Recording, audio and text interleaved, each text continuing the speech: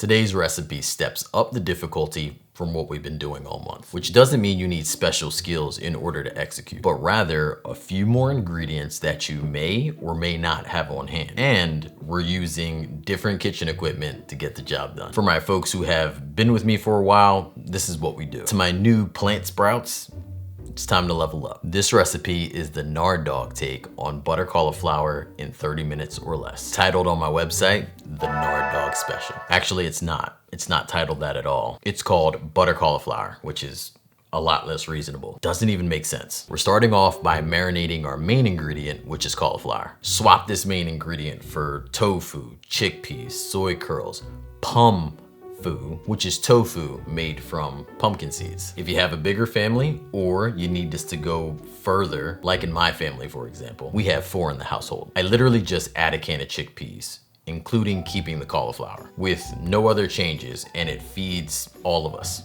with some leftovers. The marinade has 2 components which are swappable. First is canned coconut milk. And before I make any suggestions, canned coconut milk is affordable, it's anti-inflammatory, and you can't taste the coconut at all in the recipe. All the checks I need for it to be right up my alley. Other options can be blended silken tofu or cashews. You could even do non-dairy yogurt, non-dairy sour cream, or non-dairy heavy cream. There's also a smidge of apple cider vinegar in there. It's just enough to give that marinade like a little tangy punch is what that was supposed to mean. Swap this with lemon or lime juice, but I would probably squeeze maybe a whole half in there, or at least most of a half. Once you coat the cauliflower and you get it on the baking tray, at the bottom of the bowl, you may have a little bit of reserve marinade just hanging out there. I added that to the baking tray, and then it ended up drying up. If you do have any more left, instead of adding it there, hold on to it and later add it into the sauce. The sauce, it is simply incredible. I mean, when your kid is using like naan as a paper towel on the plate, that just has to be a sign you did something right. My 10-year-old, I caught in the kitchen doing one of these. The secret to this sauce is to create flavors that are so developed, it just feels like the sauce has been cooking for hours. So the garlic and ginger, we're cooking for like 5 minutes. These are your aromatics, and they're typically just cooked until fragrant, which is about 30 seconds to maybe a minute. We're even toasting the spices. I'm telling you, don't skip these steps. When toasting the spices, they release their own oils, helping us reach new depths in taste and aroma, driving us to get that concentrated taste we're looking for. During this toasting, make sure you have a good spatula you can use to scrape the bottom. Things are gonna start sticking here and there, which may sound like a bad thing, but it's not. Also, do not skip out on getting a good masala seasoning and good curry powder. For this recipe, you're gonna want a curry powder that is focused more towards an Indian cuisine, as it will typically have spices that just align more with that culture, rather than something that's an African curry or Jamaican curry or even like a Thai curry. You don't want those for this one. And if you could only find a seasoning that says curry powder, that's okay. A lot of curries have some crossover within the ingredients. We also use in this one fire roasted tomatoes, because roasted vegetables inherently come with that slightly smoky, I've been cooking for a long time, so eat me kind of taste. If you're using fresh tomatoes, you're gonna need about 6 to 8. This will also require you to cook just a little bit longer to replicate similar but not exact same flavoring, unless you wanna go for that over 30 minutes kind of thing. I love sauce, and I love a lot of it. And for the most part, I love my sauce smooth and creamy. For that reason, we're gonna be bringing this whole thing into a high-speed blender. And then we're gonna move it right back into the skillet to add maybe just a little bit more coconut cream if we see it's needed, not only to extend the amount of sauce that we have, but also to control the consistency of what we're looking for. If you're not using coconut cream, you can use vegetable stock. You could also use water. I always taste my sauce before adding in the cauliflower. And sometimes we'll just add a pinch of sugar in order to just cut that acidity just a little bit, and it gives that well-rounded finish. It's completely optional and any sweetener here would work. I typically try to stay away from ones that will shift the flavor of the dish, sort of like maple syrup. While sugar is not an anti-inflammatory, it is such a minute amount over several servings. My body just doesn't tend to register it in any negative way. But if I'm eating some cookies, you might have to hold me down, because I start getting those party legs. Go with brown rice and no naan if you want to keep your whole meal anti-inflammatory. Otherwise, pick your side and just enjoy. No question of the day this time around. We are going to resume that in our next video. You can find this recipe linked in the description or at my website, makeitdairyfree.com. Thank you so much for tuning in. Until next time, believe in good. Peace.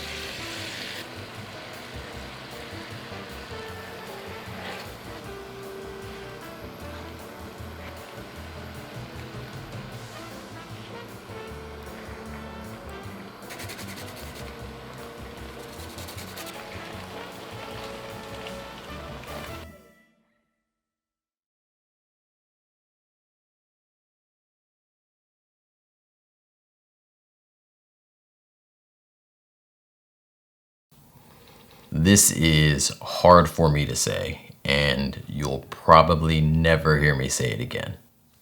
Come here. Today's meal is one of the most incredible meals I've ever made.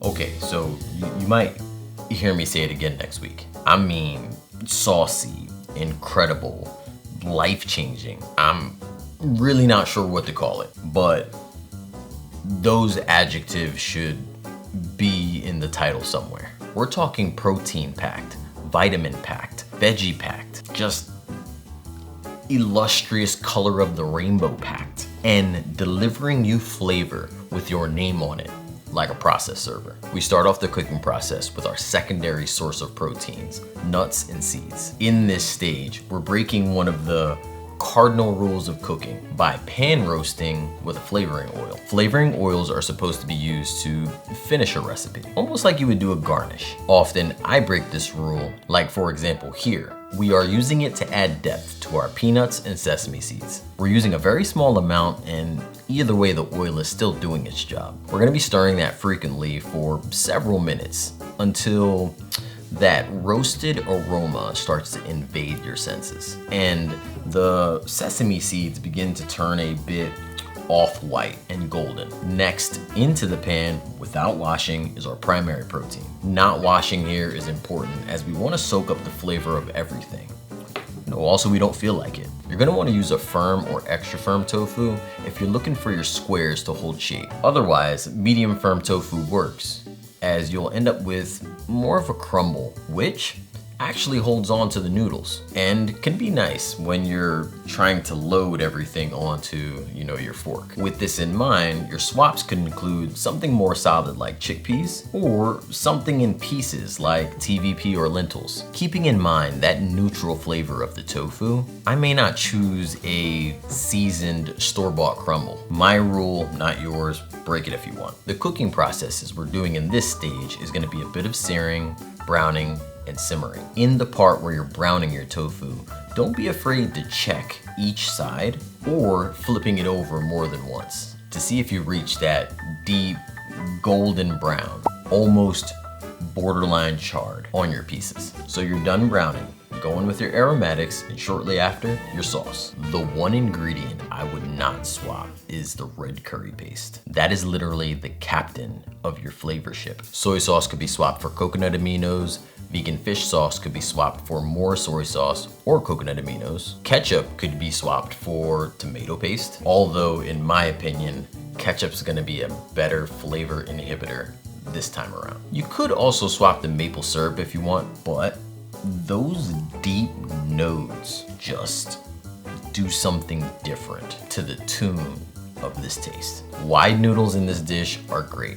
Wide rice noodles are best. Rice noodles in general soak up so much sauce. It's almost like cleaning your pot for you. Nothing left behind. And do your best to time your noodles to be done right about the same time that you need them, or at least just a few minutes before. Whatever you do not hit them with any oil to get them not to stick to each other. Save a little of the hot pasta water and hit the noodles with that while using a fork or your hands to break them up before getting them into the main event. Oh, and if you really want to blow minds, Thai basil has this savory, spicy, sweet, and anise-like pungency that is unmatched. Use this and you will floor everyone. As always, the full recipe can be found in the description or at my website, makeitdairyfree.com. I appreciate you, you're amazing,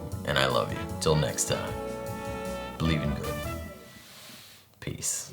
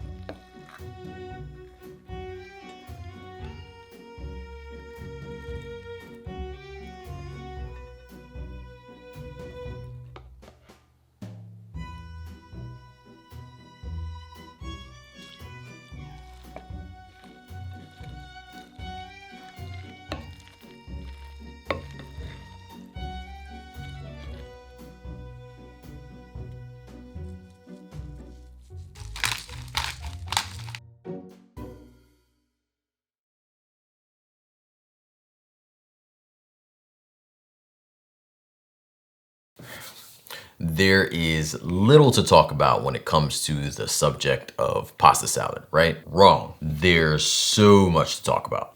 I've been to a place where the pasta salad was made by the same person every gathering. And like lightning, it never struck the taste buds the same way twice. That experience has turned me into a not so enthralled pasta salad person. The pasta salad unenthusiast, they called me. No, they didn't. No one called me that. Today we're gonna talk about numerous tips to achieve the best tasting pasta salad. 3 different ways. Can you see that 3? We're starting out today with the elbow of pasta salads. Now, I know that might sound like an insult, but elbows are a very functional part of the body and pasta. The goal is to get the creamiest macaroni pasta salad of your dreams. When you look at the back of a pasta box, there's always a recipe. Like any other day, you're gonna ignore that. But you know there's a recommendation also on there for the amount of water, to the amount of salt, to the amount of pasta. No worries, you could ignore that too. For about a half a pound of pasta, you wanna do 8 cups of water to about 2 tablespoons of salt. Don't worry about all the numbers. This is gonna be linked in the description. This is the step where I find as a collective, most of us fall flat. Next, we're gonna slightly overcook our pasta. More like tender, but not sticky and falling apart. For pasta salad, we don't want al dente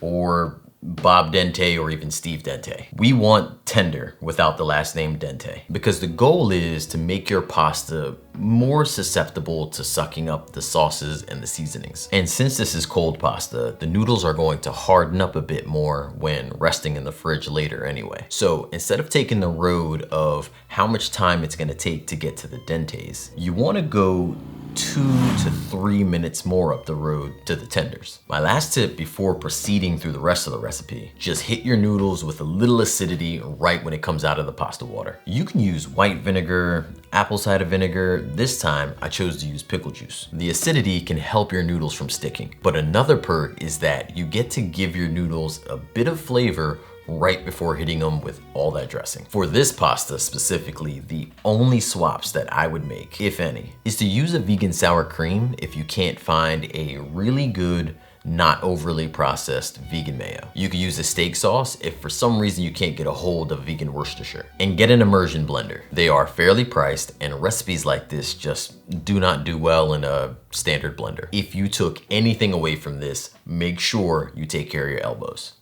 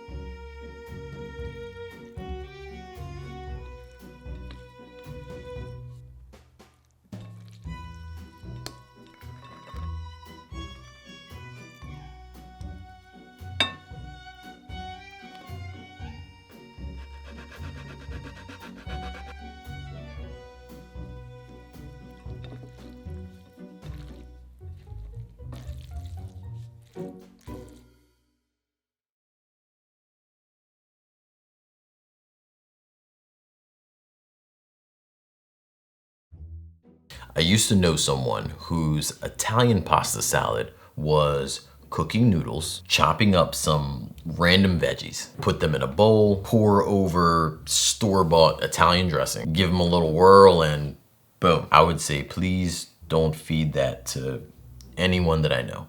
Of course, while people watching, I couldn't help the internal laughter while trying my best to not look away every time someone was going to take a bite. When you're done cooking your pasta, don't let it sit longer than, 20 to 30 minutes or whatever it takes to get it right to room temperature. Also, do not refrigerate yet. There's an optimal moment you need to start adding in your stuff with your noodles. While it's okay if you miss the window, the pasta salad won't be its greatest, which is what we're going for. Now that your pasta is cool, make sure before you add anything, you're cutting your add-ins with intention. Your add-ins shouldn't get in the way of making this a pasta before making it a salad. Let me explain. For me, pastas are about the noodles and the sauce. And salads are a bowl of competing textures. Therefore, you don't want huge vegetables just getting in the way. Take time to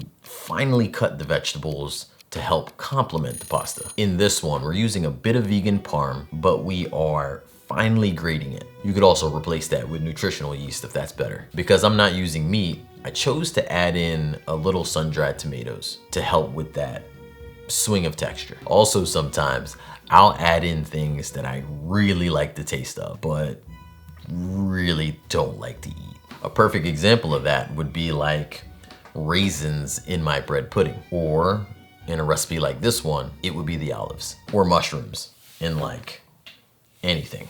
The point is, just don't be that person on the wrong end of the question when someone asks, hey, who made the pasta salad?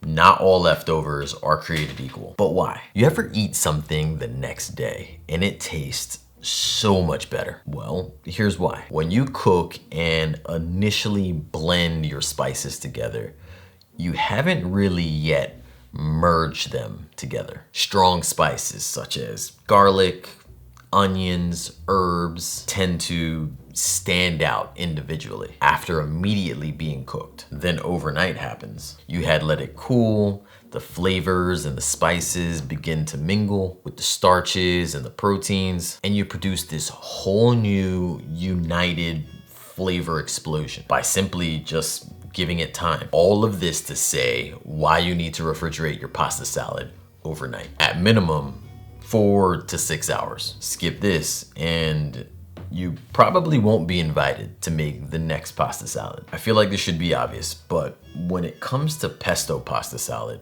most of the magic is in the pesto. Now you might think that's the rule of every pasta salad. Uniquely, this pasta salad has less vegetables and items like that in the salad portion than the others. So really, there's no other distractions in the salad to help compensate for a weak pesto presentation. So how do we make a great plant-based pesto? I like to focus on trying to use sweet basil. This will go well with the acidic components that you add at the end. Outside of basil, I always put another green in there. Spinach, typically I use mostly for the color. You could do parsley, but probably not cilantro, or at least not a whole lot of it. I like a strong representation of garlic in most of my dishes, but being that the garlic isn't being cooked, I don't want it to overpower the other components in the pesto. So I chose a little garlic powder instead. You could use pine nuts, you could use walnuts, you could use macadamia nuts, but if you do pine nuts, make sure you toast them. I would probably also toast the macadamias. Lastly, I wanted a bit of a secret in here that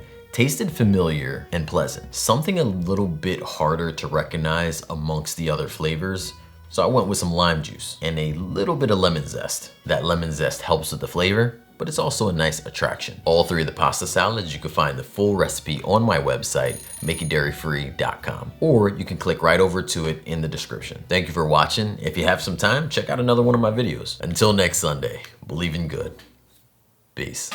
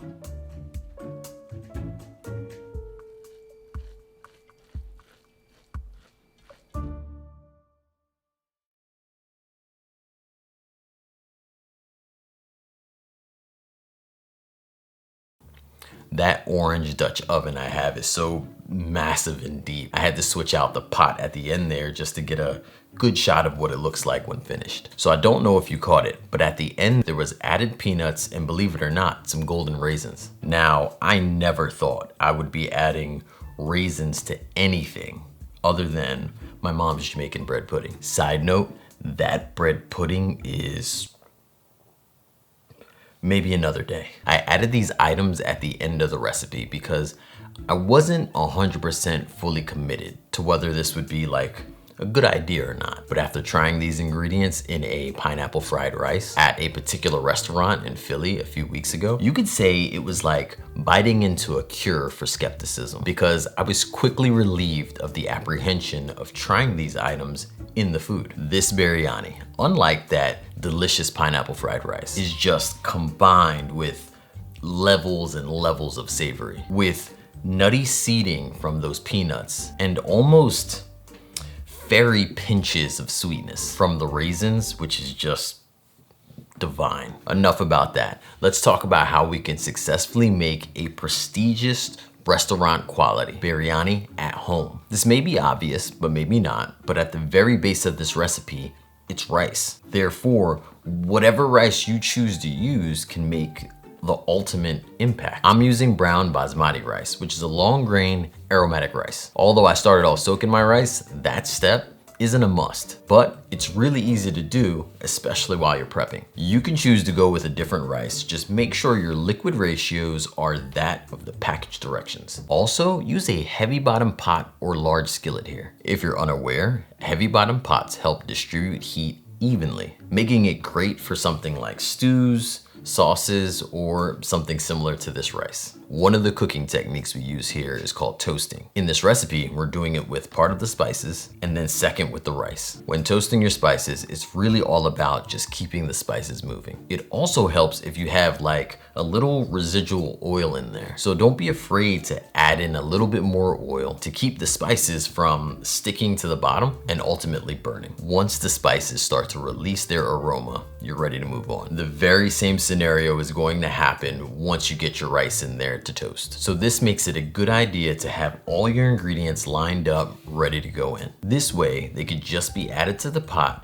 and there's zero downtime and risk of burning. Keep in mind, a little buildup at the bottom isn't a bad thing. Once you get a little bit more liquids in there, just scrape it and it incorporates some of the best flavor. This biryani has everything that you need. So this isn't a side meal, nor a meal that you would even need a side with. All of it is formed into one. Your side, your protein, with a heavy dose of anti-inflammation properties. You can certainly swap out some of the veggies, or if you have an idea of what you're doing, add in some. Cauliflower can go in there. You could add in some green peas, some spinach. I guess what I'm saying is don't be afraid to experiment with what will help you in your diet, or even boost your biryani to be perfect in your eyes. If you ever fail making a rice dish because it's either too mushy or it's a little undercooked, just don't give up on those, because they're not failures. Each of those scenarios can be fixed and made better. Ultimately, if it's mushy, you just need to dry it out, and I'll have some techniques linked on my webpage. And if it happens to be on the other end of the spectrum where it's a little too hard, really just need to add liquid and keep cooking. This full recipe with techniques, tips, and tricks can be found linked in the description or at my website,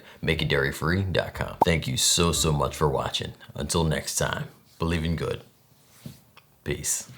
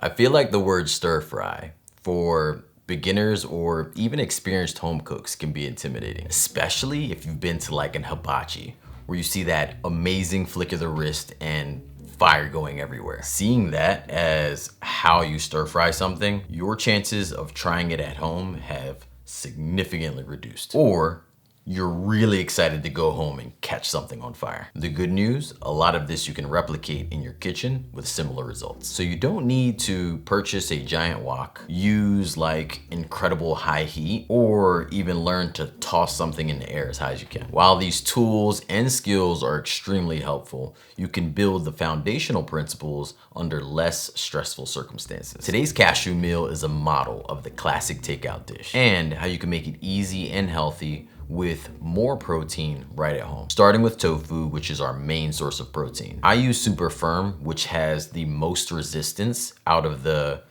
tofu firmness family. In this recipe, we play with tofu quite a few times. Therefore, if your tofu is too soft, maybe like medium firm tofu, you may want to be very careful as you risk crumbling it. If you didn't want to use tofu, you have two main options. One is to swap the tofu with something else, like store-bought plant chicken or seitan, or tofu made with something else like pepitas. Option two would be to leave it out. While this would lower the protein value of the dish, it is still packed with a bunch of nutrition that's gonna help you feel satiated. The cornstarch we use to give the tofu that crisp could be swapped with most flours, all-purpose, rice flour, potato starch, just to name a few. Within the recipe, we're gonna shallow fry, which is part of the method used in stir frying, where you use the small amount of oil while you stir the ingredients. So, using a large skillet, preferably with high walls, is great at aiding the containment of everything you're gonna be putting in. If I had to eat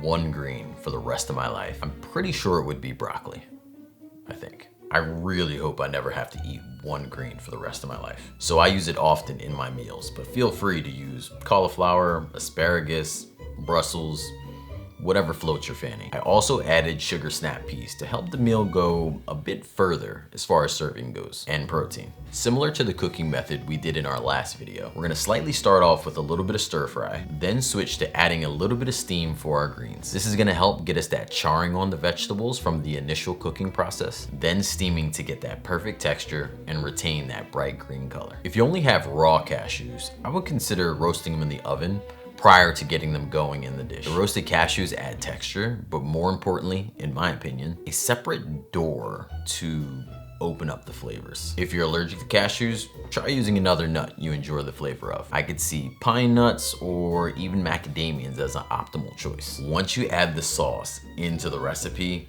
you may not have enough food to share, as the entire household is going to flock to the kitchen. If you're soy-free, outside of making adjustments for the tofu, you could also use coconut aminos to swap out the soy sauce. But the hoisin sauce also contains soy. Therefore, I would recommend replacing that with a teaspoon of tomato paste in combination with an additional tablespoon of coconut aminos for this recipe. The rice vinegar isn't so distinct that you couldn't swap it for like apple cider vinegar. And I personally love the taste of maple syrup, but agave could also work in a pinch. This full recipe is linked in the description, or you could head over to my website, makeitdairyfree.com. Thank you so much for tuning in. Until next time, believe in good.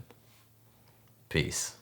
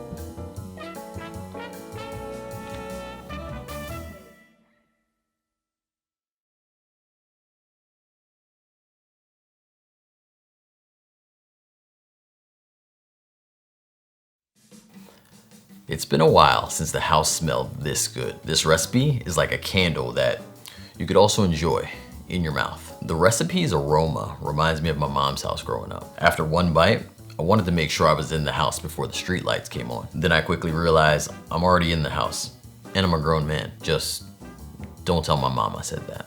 Today's recipe is my take on an Indian masterpiece, best known as Chana Masala. If you don't know this recipe, well, I guess you just don't know the recipe.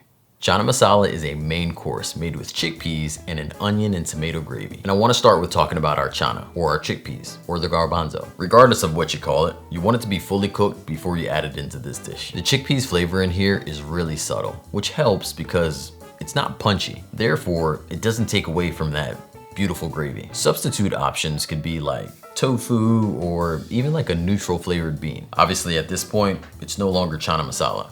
It's whatever bean you got there, masala. This gravy is certainly the highlight that brings on the encore over and over with every bite. To start the recipe, I chose to go with a yellow onion since it's one of the more main flavors in the dish. The yellow onion is one that doesn't become too mild when it's cooked and tastes great when caramelized. Although we didn't fully caramelize the onions, but if you have time, you should. I went more with the browning and charred bits direction. You do that by keeping the heat medium high and basically just stirring here and there, giving it time to scorch a little bit at the bottom of the pot before moving it. For the tomatoes, if you are still juggling some from your garden, then use them here. Fresh tomatoes break down much faster than the canned ones, but may require just a little bit more salt in order to develop that flavor. If you decide to go with the canned option, almost any one of them you pick is good, but fire roasted tomatoes just move the needle a bit further than your average masala. You have some options with your gravy. You could leave it chunky or you could smooth it out a bit by taking an immersion blender to it and giving it a bit of a haircut. I personally don't mind either, but the kids, they, for the most part, like the smooth strain. So if you decide to smooth it out, be sure to do that before adding in your chana. Lastly, at the end of the recipe, you wanna add in your fat and your acid. The fat in the recipe is gonna help smooth things out and thicken up the recipe. And not smooth as in like everything's together and unrecognizable, sort of like I talked about the immersion blender, but smooth as in makes it feel cohesive, unlike eating a soup where there's just different parts and a liquid separation. For this portion, I went with cashew butter, but you could also use like coconut milk or a tahini or even sun butter. The acid is to help balance the flavor, and lemon juice is just a good natural citrus that just helps tame all the ingredients together. This full recipe can be found at my website, makeitdairyfree.com, or in the description. Thank you so much for tuning in. Until next time, believe in good. Peace.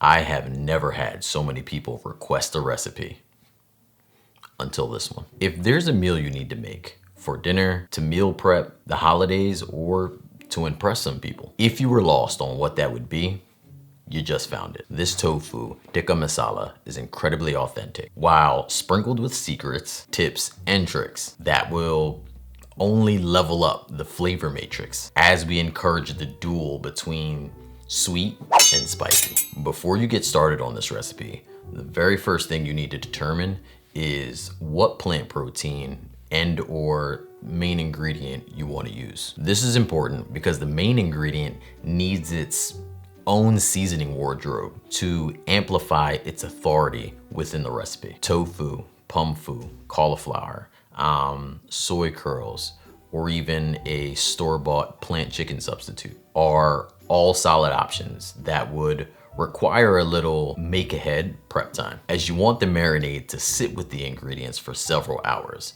This way, they do their dance and the seasoning gets encapsulated. Traditionally in tikka masala, yogurt is used to marinate the main ingredient. I choose not to use a store-bought non-dairy yogurt because I'm cheap.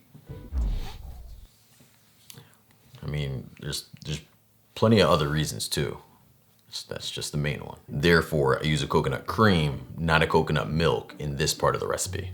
If you're not allergic, the coconut cream has the perfect consistency. You also can't taste the coconut within the recipe. Also, it adds a natural sweetness into the recipe that plays into that duality I spoke about earlier. If you are allergic, my second option would be blending up some cashews and water. I'm also choosing to use lemon zest in the recipe rather than the more practical option in tikka masala, which is lemon juice. While lemon juice adds flavor, it also helps tenderize the main ingredient, therefore allowing the spices to penetrate while it marinates. Since we're replacing the chicken with plants like tofu, we don't need to tenderize it, which would deconstruct its texture. Although we do want the flavor, and lemon zest is going to provide that without instantly breaking down our tofu. Within the marinade, in my opinion, there's really only 2 seasonings that you could find swaps for and still make a pretty authentic dish. Forgive my pronunciation here, but I think it's pronounced Kashmiri red chili powder. I swapped with basic red chili powder and smoked paprika, therefore providing a tad bit more heat, very vibrant color, and a bit of that roasted, almost grilled flavor to the tofu. Kasuri methi, also known as dried fenugreek leaves, could be swapped for, believe it or not, maple syrup. Just in small amounts though, because it's really similar, but not directly spot on. Once your tofu is marinated, you have a few cooking options. You can go with a skillet, you can air fry it, you can even cook it in an oven on some skewers. I prefer option 3. Roasting seems to provide the best texture since it's going to reduce some of that excess water that's within the tofu, but also it gives you like those little crispy bits on the edges. I made this recipe to intentionally have enough sauce that you could shower in. For our masala, we're starting out with some finely diced onions. I used a red one.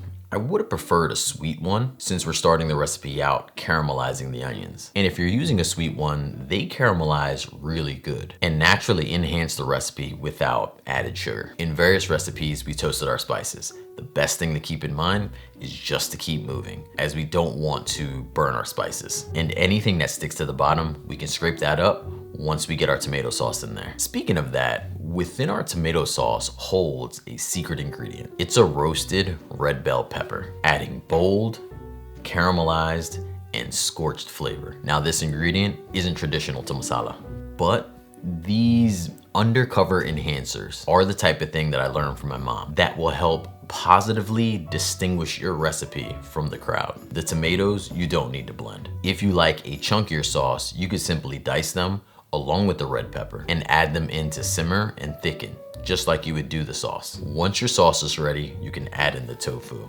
and somewhat allow it to braise within the sauce, giving it its last savor before you serve it. The most successful tip I can provide you in this recipe, especially the sauce, is to take your time.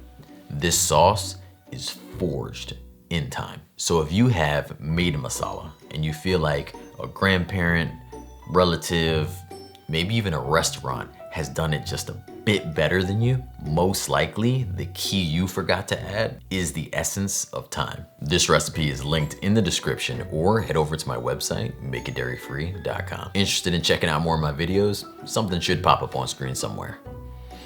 Not exactly sure where, I just know I can feel it. Thank you so much for hanging out. Until next time, believe in good. Peace.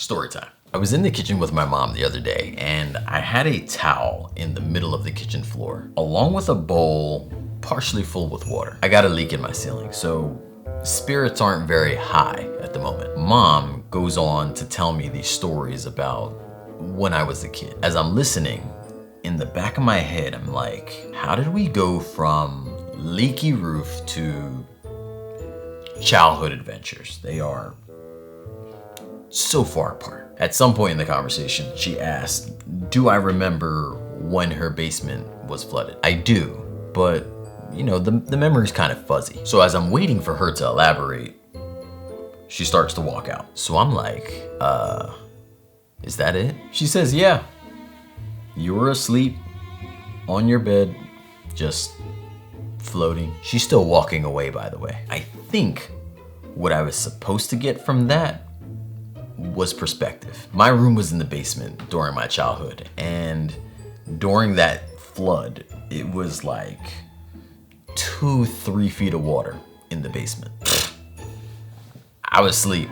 I was having a really good dream though. While I woke up disappointed, I wasn't exactly on a really cool island with an amazing waterfall. I was pleasantly surprised. I paid $0 for a really awesome waterbed. As a kid, I'm not even sure how I forgot. Probably one of the coolest and most fun things that happened. As an adult, certainly not the way you would want to start your day off. Sensei Mom, it's gonna be her new nickname. Today's lentil and rice recipe is better known as a Middle Eastern dish called mujadara. This dish is really only 3 main ingredients: rice, lentils, and onions. In this particular recipe, everything else are add-ins. For me, that I really think takes this dish to like a whole nother comfort level. And believe it or not, you can take this meal a few different avenues to meet your needs. From the beginning of this recipe, you see me do a brine for the lentils. I learned that if you soaked green or brown lentils in this brine, it could potentially help keep the skins on as they cook. The real start of the recipe is us caramelizing the onions. And the top key difference between good and great caramelized onions is patience. I guess you kind of also have to have a little bit of like this robotic nature to stir every 2 to 3 minutes. Other notable considerations: the way you cut your onions, uniform slices, a heavy bottom skillet, preferably with a lighter color interior if you could, and medium-low heat. Notice today's onions were cut slightly differently than we normally do. We got the top off, then we spun it, we got the bottom off, then we did a quarter turn, and then no knife should sound like that. The heavy bottom skillet is going to help with even cooking. And if you have a lighter interior, you could see the brown bits starting to form much better than if you have something that's like dark, like a cast iron skillet, for example. And seeing those brown bits at the bottom kind of lets you know that it's a good time to stir. I'm really getting my exercise in today. Anybody else use their hands when they talk? The heat I recommended was medium-low. And that's because it's so much easier to monitor, reducing your risk of basically burnt onions. And the harsh truth is that caramelizing takes time, but you could cut this recipe into half the amount of time in 2 different ways. You could go for a slight caramelized version and make your onions a bit more charred and crispy. Cook them for about 5 minutes on a higher heat, then proceed with the rest of the recipe. That's option 1. But option 2, you can use 2 different pots. Get the onions going in one and start the lentils and rice in another, combined at the end. The downside to the second option is now you gotta call it 2-pot lentil and rice recipe. I guess 2 pots isn't that bad to wash though, right? Last thing on the onions, you don't need to separate them in half. I do that because I love to use them as a topping. Sometimes I'll take them to the oven to get them a bit crispy as I finish up the rest of the recipe on the stove. It is worth it. Yep. I'm not excited, you're excited. Our next step is to get our spices directly into the skillet to give it a nice toast. This helps deepen the flavor and just drive those aromatics. Cumin seems to be the most traditional spice added in here. Everything else I added for either a health benefit or a better flavor composition. And I just really like garlic. So Before getting our rice in right after, you saw me add tomato sauce. My preference is that I use tomato paste, so you might see that change in the written version of the recipe. It was just as yummy though. Because I had tomato sauce though, I kind of compensated with the amount of veggie stock I needed to not overshoot those liquids. For my folks who are tomato sensitive or acid sensitive or possibly just don't have any on hand, you can completely omit the tomato sauce or tomato in general. So that also means the paste. I won't steer you wrong, you still get a really good taste. Brown rice, white rice, wild rice. That was kind of a tongue twister. Any of these could be used with not too much attention on how much water or veggie stock you use. Let me explain. Most rice ratios are between 1.5 to 2 parts water and 1 part rice. As for lentils, the ratios doesn't matter because you could always just drain the water once the lentils get nice and tender. With that being said, I still like to keep my lentil ratios very similar to rice ratios. So if you're experimenting with different rice or even different lentils, I would look at the cook time between each and start whichever one has the longest cook time, then toss the other one in when you have that window of cook time you need necessary to finish it off. Okay, for my visual learners like myself, hypothetically, if you have rice that takes 10 minutes to cook and your lentils take 20 minutes to cook, I would start my lentils with a 20-minute timer. And when there's 10 minutes left on the timer, add my rice in. Did that help? For this recipe, head on over to my website, makeitdairyfree.com, where you can also print it, or check out the link in the description below. Don't forget to check out my membership program and my other socials, and thank you so much for watching. Till next Sunday, believe in good. Peace.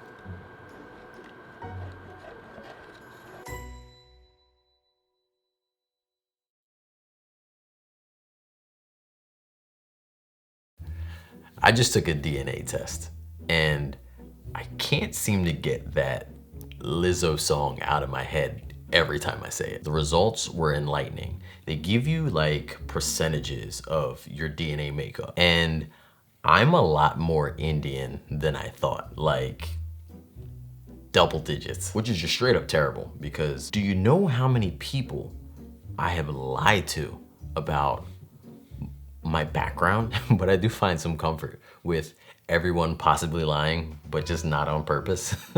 The reason I bring this up is because I feel like some folks may be wondering, is there really a difference between Jamaican curry and Indian curry? A lot of curries from different cultures have overlapping ingredients, especially Jamaicans and Indians. Turmeric, coriander, cumin, those are just a few that you could find amongst both. For Jamaicans, the curry separation comes in with spices like fenugreek, allspice, pimento berries, star anise. These spices are powerhouses and completely change the dynamic of any dish. So it's gonna be important when making this recipe not to settle for just a basic curry powder. When shopping, eyeball the ingredient label for these power players. Another difference to highlight between Indian and Jamaican curries is the absence of a tomato base. So if you know someone who's allergic to tomatoes, or maybe tomatoes are just a little too heavy on the gut, this recipe may be their perfect curry. Titled on my website as Jamaican lentil curry, this one is a literal blast from the past, as it comes directly from my childhood with a little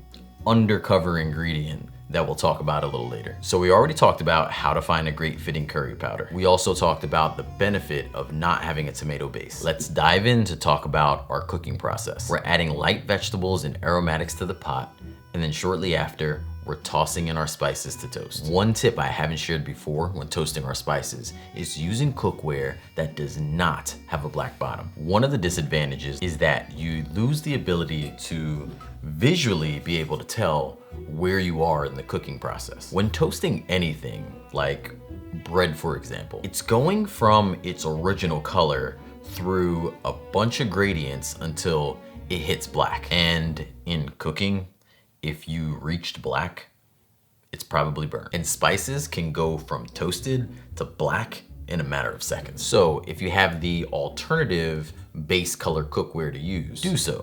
Otherwise, pay very close attention while you're cooking your spices, since they can't really talk until they're in your mouth.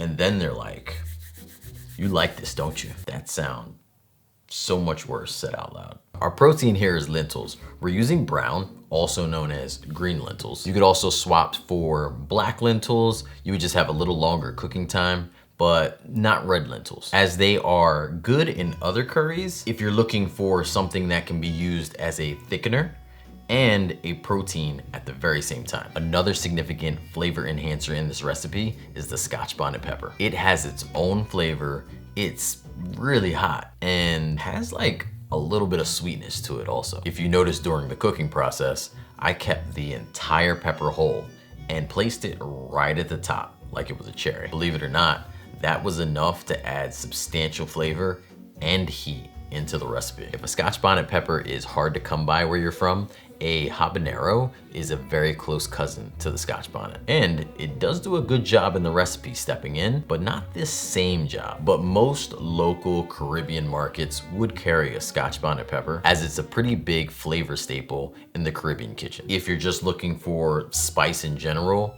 a cayenne pepper or even the powder would work just fine. What can we use to replace the coconut milk? Coconut milk is a significant player in this ingredient team because it's not only used as a thickener, but it's also used to smooth out the curry and to sweeten the dish at the very same time. So any swap you use may need some combination in order to include all of that. Probably the most direct route you can go is a plant-based yogurt alternative, as it will be smooth and it'll be sweet, but also it may be a little bit more of a pricier alternative. Blended up silken tofu is another great option, or just even like soy milk in general. Or you could possibly even do some oat milk, which may require you to cook maybe just a little longer to reduce and get that texture that you're looking for. What about that undercover ingredient? Well, back to my DNA makeup.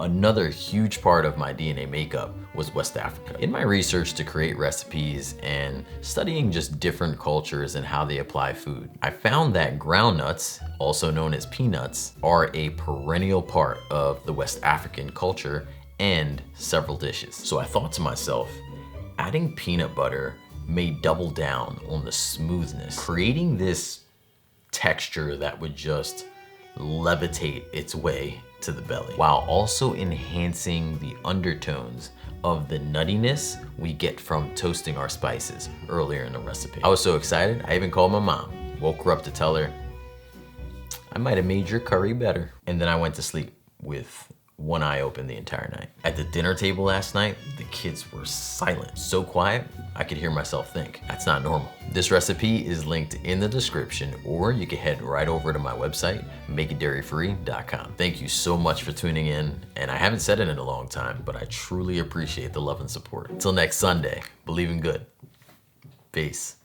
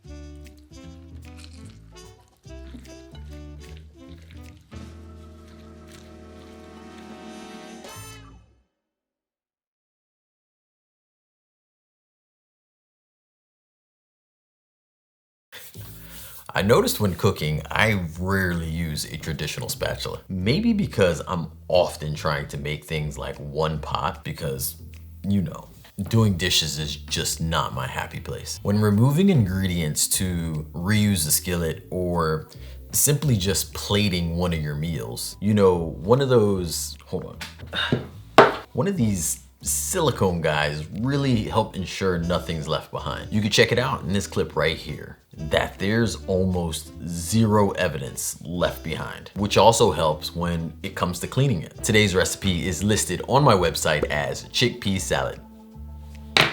Chickpea salad, as it's intended to be enjoyed cold. Although, one of my favorite things about this recipe is it also can be enjoyed warm. Other benefits include being high protein, anti-inflammatory, and you can pull it together in 20 minutes. I guess as long as you have your chickpeas ready, or you're using canned. We're starting our recipe out with searing and seasoning our chickpeas. Now, you could use another neutral bean option in there if you like, but I don't think it will do the same justice. If I was to swap it, I would go with cauliflower and a roasting method. That would just crush the high protein factor in there, but it would be really tasty and low calories. Searing your chickpeas are pretty straightforward. I would just consider using an anti-inflammatory oil. This way you can kind of keep things consistent. Olive oil and avocado oil are some of my favorites, with olive probably taking the top for me. In the first set of seasonings, I use cinnamon and cloves to help develop the flavors a bit more. Although these flavors already exist within the garam masala. You could leave those out to help shorten the seasoning list, or because the garam masala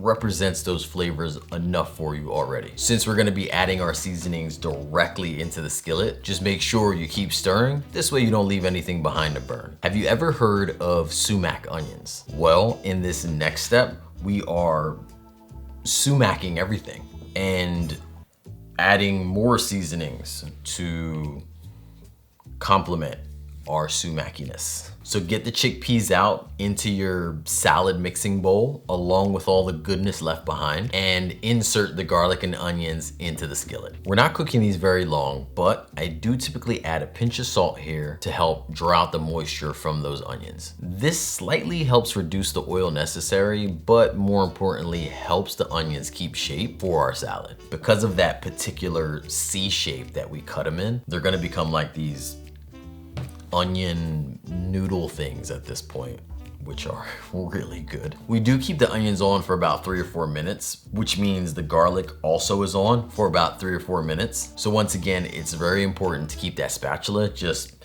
swimming and flipping between the ingredients. Not the whole time, just in a reasonable frequency. You get your other ingredients in there shortly after, and then your seasonings. As for the seasonings, the sugar in there is actually completely optional. But you know, let me go backwards for a second. Sumac onions are typically made with red onions, as it's being pickled and eaten in a raw state. Since we're choosing to cook our onions, I went with sweet onions for 2 reasons. One, because sweet onions are sweeter in flavor, and that helps complement that tanginess that you get from the sumac seasoning and the red wine vinegar. 2, what was 2 again? Oh yeah, red onions tend to get more gray as you cook them, and that can look less appetizing in a recipe like this. Coming back to why the sugar is optional. With the onions holding a general amount of sweetness in them already, it could be sufficient for your needs and also help balance that tang. Or you could use red onions and just